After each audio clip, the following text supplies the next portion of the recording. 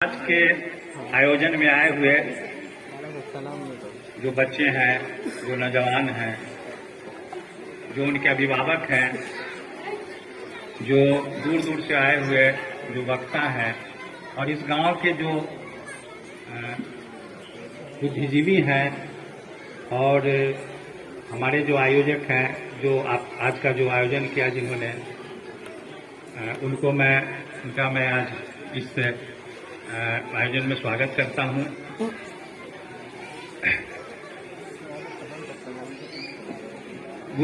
पिछले साल भी मैं यहाँ पे आया था आप लोगों के बीच में और बहुत सारी बातें बताई थी। अपना जो अनुभव था, हम लोगों ने जो किस तरह से इस मुकाम को पाया, सारी बातें आपको कुछ शेयर की थी और बताई भी थी।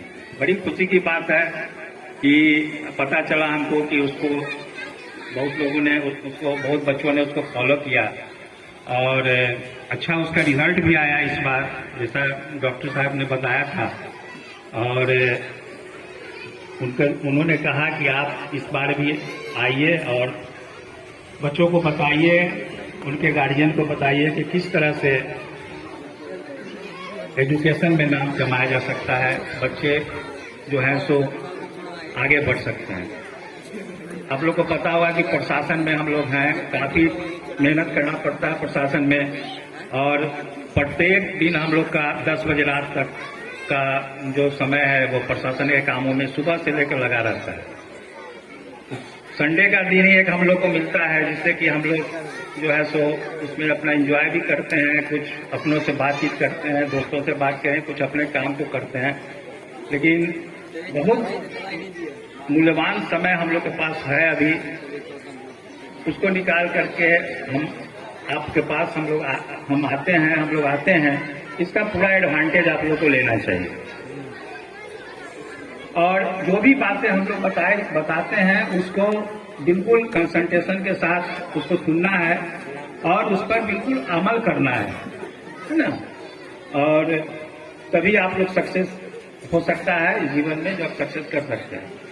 पिछले एक दो हम जो वक्ता थे उनकी बातें सुनी, बहुत अच्छी बातें उन्होंने की एजुकेशन के बारे में। एजुकेशन का कोई भी विकल्प हो ही नहीं सकता है।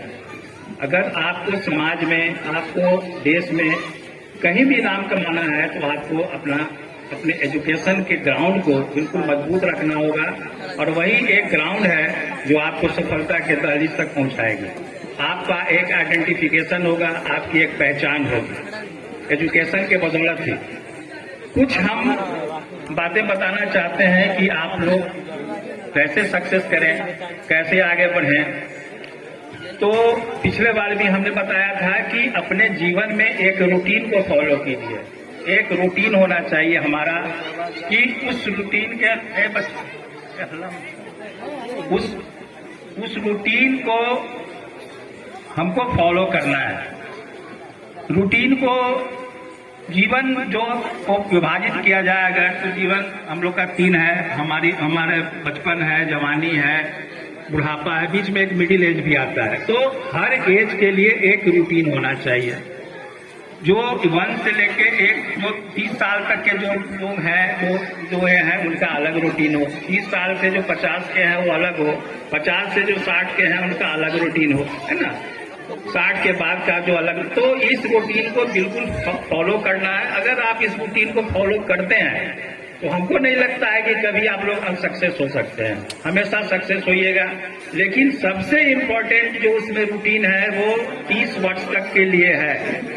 30 साल में अपने कैरियर को बनाना है। इसके एक एक समय है, एक एक वक्त है, इसको हमको उपयोग करना है। ये बहुत मूल्यवान समय है। अगर आप 30 साल की उम्र तक अपने कैरियर को नहीं बनाते हैं, आगे चलकर बहुत पछताना पड़ेगा। आपका जो आगे का जो समय है वो बहुत बुरा होगा। इसलिए इस एज को एकदम मूल्यवान समझिए और इसको अपने कैरियर को बनाने में पूरा लगाइए और उसको आप विभाजित कीजिए। जैसा हम पिछले बार ही बताए थे 24 आवर्स है, उसमें 10 घंटा कम से कम पढ़ाई के लिए दीजिए। बाकी के जो समय में आपको करना है वो कीजिए। तो रूटीन को पहला काम है जो फॉलो करना है। दूसरा जो सबसे बड़ी चीज है, दूसरी चीज है वो एकाग्रता, कंसंट्रेशन। कोई भी चीज अगर आप करते हैं तो उसको पूरे कंसंट्रेशन के साथ करना है। अगर पढ़ाई करते हैं, पिछले बार भी हम लोग अपना एक्सपीरियंस बताए थे आपको कि जब हम लोग पढ़ते थे रात में तो जब चिड़िया चहचहाती थी तब लगता था कि सुबह हो गया। वो कंसंट्रेशन से हम लोग पढ़ते थे। हम लोग के 4-5 दोस्त थे हम लोग के मोहल्ले में, उसमें एक दोस्त जो अभी MBBS करके और PG करके अच्छे अभी नर्सिंग होम में अभी है वो। तो हम लोग 5 दोस्त थे। अपने कंसंट्रेशन की बात कहते हैं उन लोगों की। वो 5 दोस्त थे, एक साथ हम लोग पढ़ाई। पहले का ऐसा माहौल था कि मोहल्ले में शादी ब्याह होता था तो काफी लाउड स्पीकर बाजा उजा का इंतजाम होता था। आजकल तो कम्युनिटी हॉल बन गए, लेकिन पहले मोहल्ले में ही सब आयोजन होता था। तो उसमें हम लोग 5 लोग एक साथ अलग अलग अपने घरों में पढ़ते थे। उसमें एक दोस्त था मकसूद आलम, जो अभी मेरा दोस्त था, बाद में वो रिश्तेदार भी हुआ। और उसने लंगट सिंह कॉलेज से ISC किया था और ग्रेजुएशन किया। बाद में मेडिकल एंट्रेंस में उसका सिलेक्शन हुआ और SKMCS से MBBS करके PG किया उन्होंने और आज एक नर्सिंग होम में है वो। तो हम लोग 5 दोस्त में जब पढ़ाई होती थी तो सुबह में हम लोग कहते थे कि अरे भाई आज तो हमारा पढ़ाई नहीं हुआ, इतना जबरदस्त लाउड स्पीकर का साउंड था कि हम नहीं पढ़ पाए। जबकि वो कहता था कि नहीं, हमको कोई डिस्टर्बेंस नहीं हुआ, है ना। इसलिए नहीं हुआ कि वो पूरा अपना कंसंट्रेशन अपनी पढ़ाई पे लगाता था। तो सबसे बड़ी बात है कि एकाग्रता बिल्कुल होनी चाहिए। जो आप पढ़ें उसको आप बिल्कुल उसको एब्जॉर्ब करें। ये नहीं कि पढ़ रहे हैं और कहीं हमारा ध्यान कहीं और लगा हुआ है, ये चीज नहीं होना चाहिए। तीसरा चीज जो है बताना चाहेंगे आपकी राइटिंग पावर। आप में लिखने की सलाहियत होनी चाहिए। किसी भी चीज को एक्सप्लेन करना है, आप जितना पढ़े हैं उसको ज्यादा से ज्यादा कोशिश कीजिए कि लिखें, है ना। जो भी टॉपिक आपको दिया गया, मान लिया कोई टॉपिक आपको आता है और उस पर आपको कहा जाता है लिखने के लिए, तो आप उसमें कुछ इनोवेटिव चीज डालिए, अपने थिंकिंग को बढ़ाइए, है ना। जैसे मान लिया जाए कि आता है आपका कि कोई क्वेश्चन आ गया कि क्या अगर महात्मा गांधी जो है वो स्वतंत्रता आंदोलन में नहीं जुड़े होते तो क्या भारत को स्वतंत्रता मिलती। अगर इस तरह का कोई टॉपिक आता है आपको लिखने के लिए तो आप इस पर क्या लिखेंगे, आप सोचें, अपने राइटिंग पावर को बढ़ाएं। जितना पढ़ें उससे ज्यादा लिखें। जब आप लिखने का आपको सलाहियत हो जाएगा तो अपने आप बातें आपके थिंकिंग में आती जाएंगी, है ना। आप सोचते जाइएगा, उसको लिखते जाइएगा। तो ये चीजें हैं, इसको भी आप लोग इसको कीजिए। तीसरा कॉन्फिडेंस। चौथा कॉन्फिडेंस होना चाहिए, एक आत्मविश्वास होना चाहिए आपके अंदर कि हमको ये काम, जैसे अभी साहिब रसूल ने बताया कि जो नेल्सन मंडेला के बारे में कि उनको काफी कॉन्फिडेंस था और उनको बनने एजुकेशन प्राप्त करके उनको ऊंचे पद पे जाना था। वो कॉन्फिडेंस होना चाहिए आपके अंदर और कॉन्फिडेंस ही आपको आगे चल के मजबूत करेगा। आप जितना कॉन्फिडेंस रहिएगा आप उतना ही मजबूत रहिएगा। किसी भी चीज में आपको पीछे नहीं हटना है। कॉन्फिडेंस में जिसको हमको प्राप्त करना है ना। आप जैसे पता है कि कोई भी गरीब आदमी है, कोई भी बाधा है, किसी भी तरह का है, वो लोग सोचते हैं कि हम तो गरीब है, हम नहीं पढ़ पाएंगे। ऐसी बात नहीं है। बहुत सारे से जो विकलांग है, आपने हेलेन केलर का नाम सुना होगा, जो कि साहित्य का जिसको लिटरेचर के लिए नोबेल पुरस्कार भी मिला था, वो तो दोनों आंख से अंधी थी।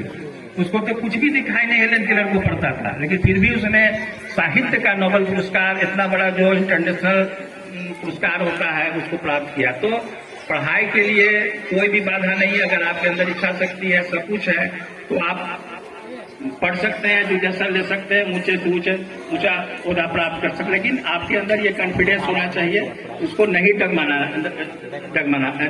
है उसको। उसके बाद आदमी, सबसे महत्वपूर्ण बात की एक सादगीपूर्ण जिंदगी भी जीना जरूरी है इंसान को। ये नहीं कि हम बहुत हमारे अंदर हम पढ़ लिए, बहुत एजुकेशन हमारे अंदर हो गया, बहुत पैसा हो गया, ये चीज नहीं। आप जितना सादगीपूर्ण जिंदगी जिएंगे आपके अंदर जो है सो उतने ही निश्चितता आएगी, है ना। आपका पैर हमेशा जो है जमीन पर होनी चाहिए, लेकिन आंखें और नजर हमेशा आसमान की तरफ होनी चाहिए। यही थिंकिंग लेकर के इंसान को, हम लोगों को चलना है। अब खासकर जो हमारे नए पीढ़ी के लोग हैं वो ज्यादा दिग्भ्रमित हो जाते हैं, छोटी छोटी सी बातों पर मिसगाइड हो जाते हैं। उसको मिसगाइड नहीं होना है। एक टारगेट बनाइए, एक लक्ष्य बनाइए और सादगीपूर्ण जो है एक जिंदगी को गुजारिए।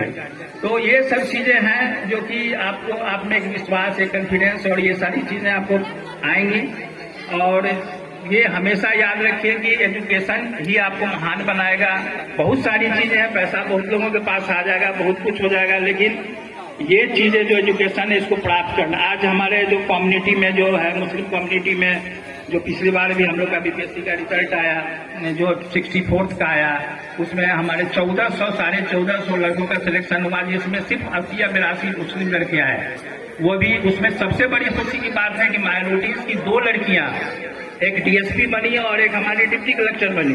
तो ये बहुत खुशी की बात है, लेकिन फिर भी हमारा जो परसेंटेज है वो कम है। क्यों कम है? इसलिए कि हम उस सर्विसेज की तरफ नहीं जा रहे हैं जहां हमें जाना चाहिए, जिसकी अभी जरूरत है। इस समाज को जरूरत है, इसको जरूरत है। तो हम लोग को पूरी लगन के साथ, पूरी मेहनत, हम लोग भी अपना एक्सपीरियंस बता रहे हैं कि हम लोग भी बहुत ज्यादा मैंने बड़े परिवार के नहीं, तो हम लोग भी काफी मैंने मुश्किल से इस सर्विसेज में आए। लेकिन जो मुश्किल से जो चीज प्राप्त होती है और जो चीजें पाई जाती हैं वो काफी अच्छी लगती है ना, उससे बहुत खुशी मिलती है।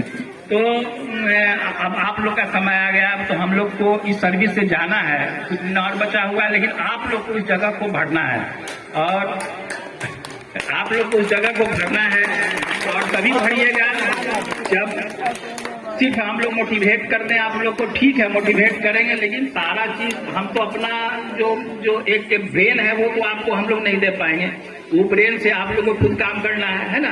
आप लोग को उस जगह को धीरे धीरे, जो पुराने लोग हैं, आप ही के मोहल्ले में देखिए बहुत पुराने लोग हैं जो सर्विस से रिटायर हो गए, लेकिन उसको भरने के लिए आपने क्या किया?